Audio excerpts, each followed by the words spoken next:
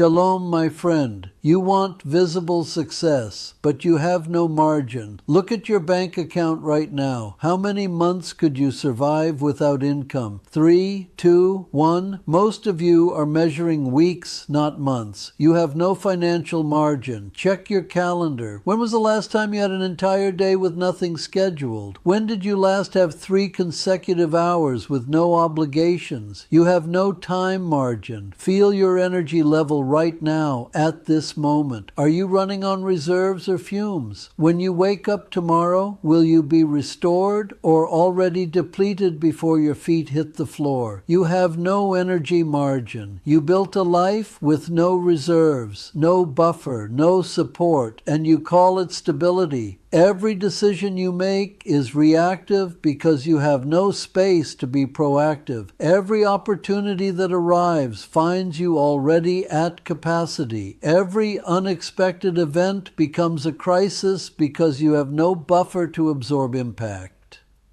You are living in the red zone of every metric that matters, and you wonder why success feels so fragile, why progress feels so slow, why everything feels like it could collapse at any moment. Because it could. If your margin is less than 90 days, you are not stable. You are exposed. You are one disruption away from exposure. One client loss, one system failure, one family emergency, and your carefully constructed image of stability crumbles. Not because you are weak, but because you built spectacle before storage. This is the illusion that destroys more lives than any moral failing. The belief that visible progress equals actual stability. The assumption that busy equals productive, that full equals successful, that maximum capacity equals optimal performance. You fill every slot in your calendar because empty space feels like wasted opportunity. You spend every dollar you earn because saving feels like losing potential. You exhaust every ounce of energy you have because rest feels like laziness. But maximum is not optimal. Full is not functional. Busy is not building. Watch a master craftsman work. He does not use every tool simultaneously. He does not apply maximum force to every action. He does not work at maximum speed on every task. He understands that reserve capacity is working capacity. A car that runs at red line all day does not perform better. It dies faster. That is what you are doing with your life. You have eliminated this margin from your life. You operate at the edge of every limit, and you call this optimization. But engineering teaches us something different. Systems that run at maximum capacity for extended periods do not perform better. They fail faster. Margin precedes momentum. This is not philosophy. This is how life works. Look at Solomon, not as a legend, as an engineer. Before the temple, there were storage cities. Before gold, there were reserves. Before glory, there was infrastructure. He reinforced before he displayed. He stored before he expanded. He governed before he built what the world could see. Visible success requires invisible support. Storage precedes spectacle. The temple that everyone remembers was only possible because of the storage infrastructure that nobody talks about. The glory that lasted generations was built on the foundation of reserves that operated in the background. You want to build the temple first. You want the visible success, the impressive results, the recognition and impact. But you have not built the storage cities. You have not created the supply chains. You have not established the reserves. So your temple becomes a monument to instability rather than a testament to wisdom. If you have no margin, you are one shock away from exposure. Now imagine something different. Not disaster, not collapse, just expansion. Imagine your income doubles in the next 12 months. More clients, more visibility, more responsibility. Your schedule fills faster. Your phone rings more. Your name travels further. Now ask yourself honestly, could your current structure absorb double volume without doubling stress? Could your current discipline handle double cash flow without doubling consumption? Could your current emotional stability survive double scrutiny without collapsing into reaction? Expansion does not reduce pressure. It multiplies it. If you cannot survive contraction, you are fragile. If you cannot survive expansion, you are unstable. Margin is what allows both. Your biggest client decides to end their contract. Not because you failed to deliver, but because their industry shifted or their priorities changed. Without financial margin, this becomes an immediate crisis. With proper reserves, this becomes a transition period. A family member requires unexpected medical care. Not a catastrophic illness, just something that demands your time and attention for several weeks. Without time margin, your entire system collapses. With proper scheduling reserves, you can respond without destroying everything else. Your primary revenue system experiences a technical failure or regulatory change, not a permanent shutdown, just a temporary disruption that requires adaptation. Without operational margin, you scramble and panic. With proper backup systems, you continue functioning while you adapt. These are not extreme scenarios. These are normal variations in life and business that become catastrophic only when you have no margin to absorb them. But you resist creating margin because it feels like limitation. It feels like you are choosing less instead of more, restricting yourself instead of expanding, playing it safe instead of maximizing opportunity. This is where the illusion becomes dangerous. Margin is not limitation. Margin is leverage. Margin is not restriction. Margin is capability. Margin is not playing it safe. Margin is building the foundation that makes bold moves possible. The fighter pilot who conserves fuel is not being cautious. He is ensuring he can complete his mission and return safely. The chess master who does not commit all pieces to attack is not being defensive. She is maintaining the flexibility to respond to changing conditions. You need margin in your spending patterns. This means your monthly expenses must be significantly less than your monthly income, not barely covered by it. This means you maintain cash reserves that could cover multiple months of expenses without any income. This means you resist the temptation to increase spending immediately when income increases. You need margin in your calendar. This means scheduling fewer commitments than your time could technically accommodate. This means protecting blocks of unscheduled time for unexpected opportunities or necessary responses. This means building transition time between commitments rather than scheduling back-to-back obligations. You need margin in your energy allocation. This means operating at sustainable intensity levels rather than maximum output levels. This means protecting time and activities that restore rather than just consume energy. This means recognizing that consistent, moderate performance often produces better results than sporadic maximum performance. You need reserve buffers in every critical system. This means backup revenue streams that could partially replace your primary income if necessary. This means redundant systems for essential operations, so single points of failure do not create total disruption. This means maintained relationships and resources that could provide support during difficult periods. Margin creates options. Options create power. Power creates the ability to choose your response rather than just react to circumstances. But measuring margin requires honest assessment of your current current reality. You cannot manage what you do not measure. You cannot improve what you do not acknowledge. If you want to measure it precisely instead of guessing, download the free vessel inspection protocol below.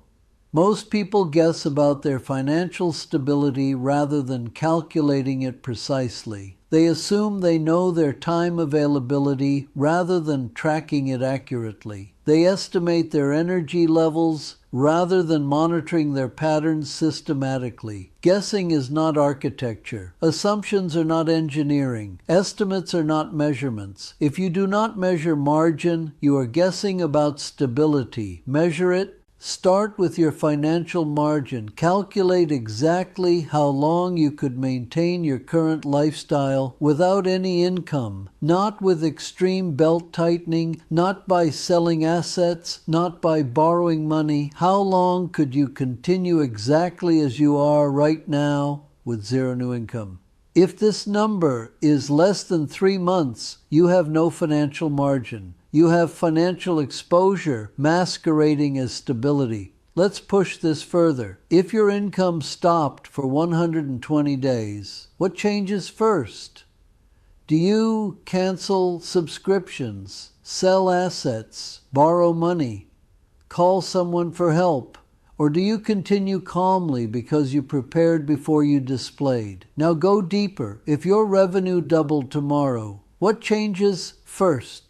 Do you increase lifestyle, upgrade status, expand obligations, or do you increase reserves because you understand scale requires reinforcement? The problem is not income. The problem is containment. You do not need more flow. You need stronger walls. Measure your time margin. Track how many hours per week you have available that are not already committed to essential activities. Include work, family obligations, necessary personal care, commuting, and basic life maintenance. What remains? If this number is less than 10 hours per week, you have no time margin. You have schedule saturation masquerading as productivity. Measure your energy margin. Assess honestly whether you could handle additional responsibilities or unexpected demands without significant stress or performance degradation. Could you work extra hours for several weeks if necessary? Could you provide care for a family member while maintaining your other obligations? If the answer is no, you have no energy margin. You have maximum utilization masquerading as efficiency. These measurements are not comfortable for most people. They reveal the gap between appearance and reality, between the image of stability and the actual structural foundation. But accurate measurement is the beginning of accurate construction. You cannot build